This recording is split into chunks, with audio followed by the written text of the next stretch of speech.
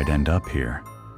Not in this town, not in this house, and definitely not in this story. It was late autumn when I first set foot in Ashford County, a small forgotten corner of upstate New York. The air was sharp, heavy with the smell of wet leaves, and the kind of chill that creeps into your bones no matter how many layers you wear. I came here chasing silence, a fresh start, a chance to leave behind the noise of the city and the wreckage of choices I'd rather not admit. What I found instead was something else, something older, something that had been waiting far longer than I could ever imagine. There's a mansion that sits at the edge of town. Locals call it the Lauder Estate. They whisper about it the way people whisper about things they'd rather not name directly, like a sickness or a curse. The name rolls off their tongues with unease, like they expect the ground itself to answer back if they say it too loud. When I first heard the stories, I thought it was just another piece of rural folklore. Every town has its haunted house, right? The place kids dare each other to break into, the one parents warn their children about. But this was different, because I didn't just hear the stories, I lived them. And if you're listening right now, if my voice is reaching you through your headphones or speakers, then know this: I'm not here to convince you. I'm not even here to scare you. I'm here because I don't know what else to do. Something happened in that house, and I need to tell someone. When I arrived in Ashford County, the town looked like something out of an old postcard. Rows of colonial houses with peeling white paint, a single main street with a diner, a hardware store, and a church steeple rising above the rooftops. On the surface, it seemed harmless, quaint even. But beneath that postcard charm, there was weight. People walked fast, eyes down, conversations ending the moment I got too close. And whenever the Lauder Estate came up, voices dropped to whispers. The Lauder family had money once, old money, generational wealth built on land deals, timber, and, if you believe the rumors, things far darker. Some said they dabbled in occult practices, that they used their influence to cover up unspeakable crimes. Others claimed the family line was cursed, that every heir who took possession of the house met some violent end. The last Lauder to live there was Gregory Lauder. No one talks about him directly, but I pieced together scraps. He was brilliant, charismatic, and cruel. And the night he died, the house went up in flames. Some say he set it himself. Others believe he was consumed by something he couldn't control. The estate has been abandoned ever since. Windows shattered, roof sagging, vines crawling up the brick like veins. Yet the place still looms over the town like a sentinel, reminding everyone of a past they wish they could bury. And me? For reasons I still don't understand, I felt drawn to it. Like the house was calling me. The first time I set foot on the property, I swore I felt the ground move. Not literally, not like an earthquake, but a shift. As if the land itself exhaled, noticing me. The gates were rusted open, their iron teeth bent like they'd been pried apart by some impossible force. I stepped through, boots crunching against dead leaves. The mansion loomed above me, windows black and hollow, yet I couldn't shake the feeling that something inside was staring back.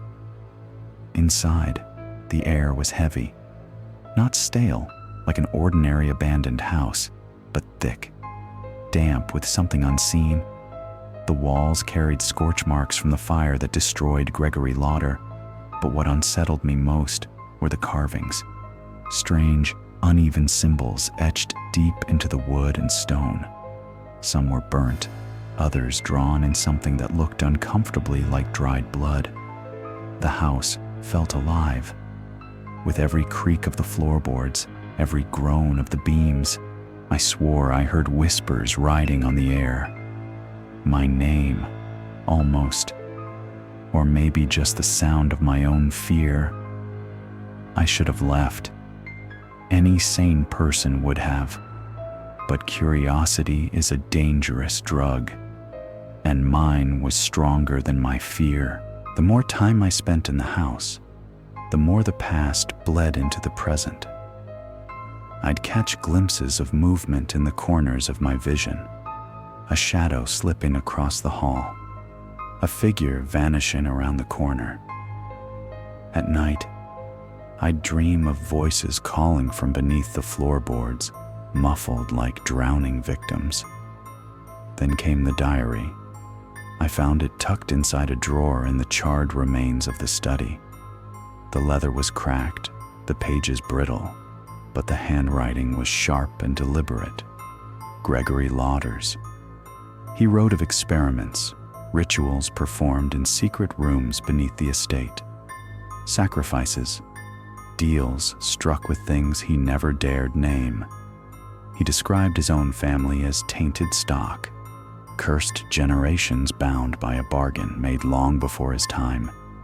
And his obsession, the one that consumed him, was breaking that curse. But his entries grew more frantic. Words scratched deeper into the page, ink blotched with something darker. He spoke of voices, of faces in the walls, of shadows that weren't shadows at all. And finally, the fire is the only way.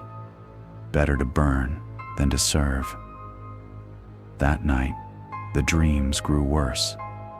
I woke gasping, swearing I smelled smoke. I should have stopped there, walked away, burned the diary, and left Ashford County behind. But the house had me. The deeper I went, the more it pulled. I discovered a hidden stairwell behind the library, the kind you only see in Gothic novels. Narrow stone steps spiraling downward into blackness. My flashlight flickered the entire way, the air growing colder, thicker. At the bottom was a chamber, and in that chamber, a circle, carved deep into the floor, symbols stretching outward like veins. Blackened candles lined the edges, long melted into twisted shapes. And at the center, chains, shackles bolted into the stone. This was no ordinary ritual space. This was a prison. And the worst part? Those shackles weren't broken. They were empty. I don't remember leaving the chamber. One moment I was staring at the circle. The next I was outside, knees in the dirt, gasping like I'd been underwater. My flashlight was gone. My hands were bleeding.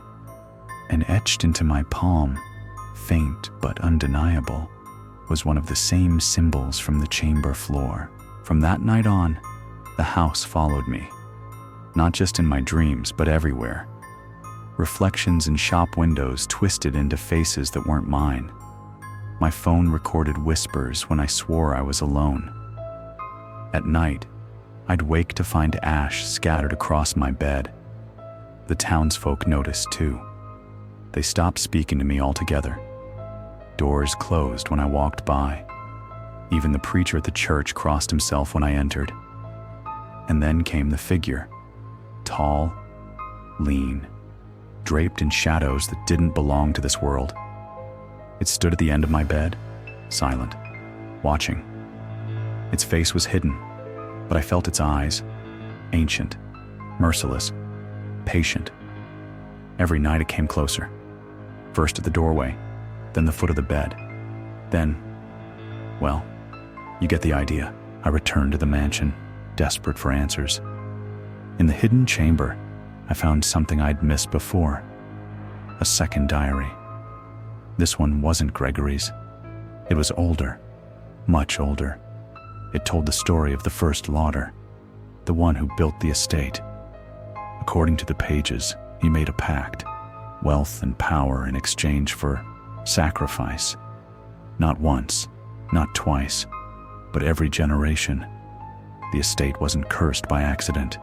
It was designed to be a cage, a vessel to hold something in place, and every heir, knowingly or not, fed it.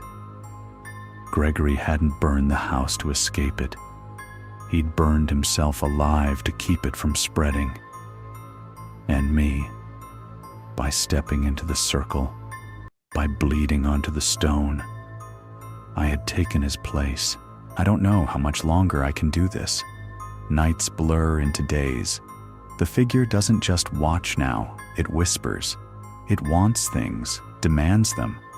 And the worst part? I'm starting to understand. Sometimes when I close my eyes, I see what it sees. Endless hunger, centuries of waiting, and a promise that the world beyond Ashford County will be next. Maybe Gregory was right. Maybe fire is the only way. But if you're hearing this, if my story reaches you, then know this. The Lauder Estate is still standing. The circle is still there. And the thing inside, it's awake. So if one night you hear whispers in your walls, if you wake to find ash on your sheets, if you catch a shadow moving where no shadow should be, don't ignore it, because it's already too late.